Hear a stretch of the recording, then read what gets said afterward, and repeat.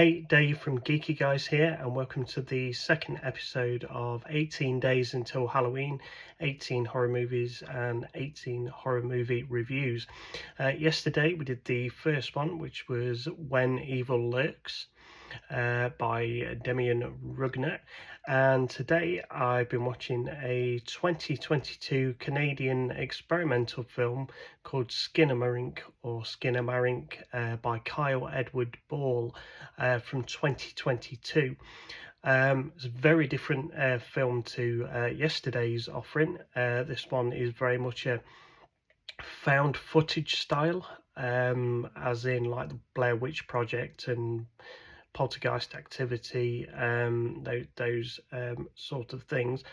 And it's an interesting concept. It's an interesting story. It's about two young boys that wake up in the night with their parents missing. They don't know where they are. They don't panic initially. They come downstairs, and then they start to notice that the doors have disappeared and that the windows have disappeared, and also when they try and use the phone line to call out to get hold of somebody, the phone line is dead. So it's an interesting concept. These two young kids trapped in this house with no adults there. They don't know what to do.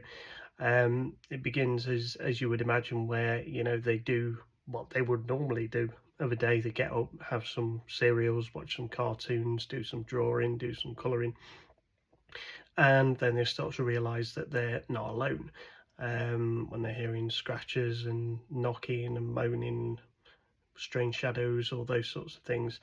As I say, it's filmed in a kind of found footage style, but it's a very bad found footage style. It's like almost like an 80s house, but almost seems like filmed in the late 70s. It's very grainy, almost as bad as Spanish TV.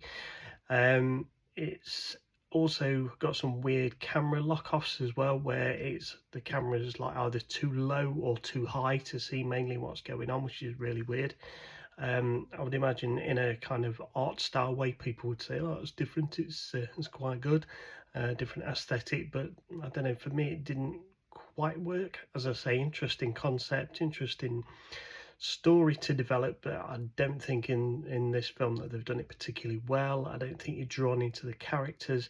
I don't think the script is good enough to make you care about the characters or know much about them. There's not any kind of previous setup to it or anything like that. It just kind of happens randomly. Nothing's really ever explained.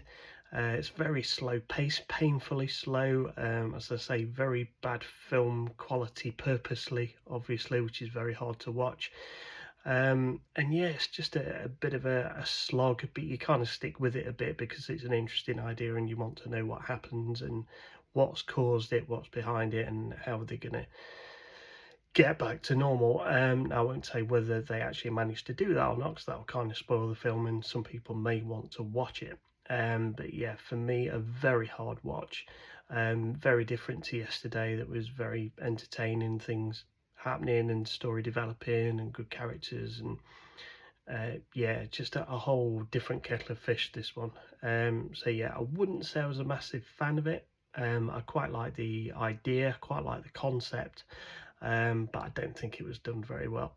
There'll be some people that, of course, disagree and think it's amazing.